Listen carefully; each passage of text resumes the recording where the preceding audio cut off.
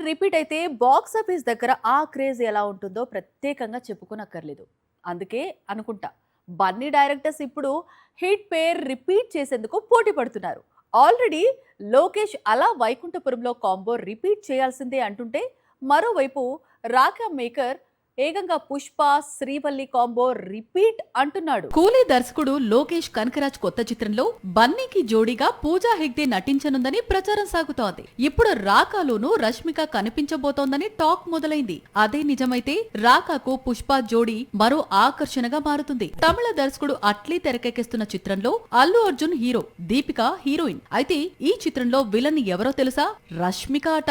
ప్రస్తుతం ఈ rumour pan ఇండియాను షేక్ చేస్తోంది. అల్లు అర్జున్ కొత్త చిత్రంలోనూ రష్మిక ఎంట్రీ, మరోసారి పుష్ప కాంబినేషన్ రిపీట్ అనుకున్నారంతా. కానీ రాకాలో లేడీ విలన్ రోల్ చేసేందుకు రష్మిక డేట్స్ ఇచ్చిందని తెలిసి అందరూ షాక్ కు గురవుతున్నారు. హీరోయిన్ గా కెరీర్ లో పీక్ పొజిషన్ ఉండగా రష్మిక ఇలాంటి నిర్ణయం తీసుకుంటుందని ఎవరూ ఊహించలేదు. త్వరలో ముంబైలో జరిగే కొత్త స్కెడ్యూల్లో రష్మిక కూడా పాల్గొనబోతోందట.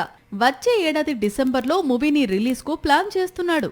బన్నీ కెరీర్ లో బిగ్ బడ్జెట్ తో, అంటే దాదాపు 800 కోట్లతో సినిమాను నిర్మిస్తోంది సన్ పిక్చర్స్.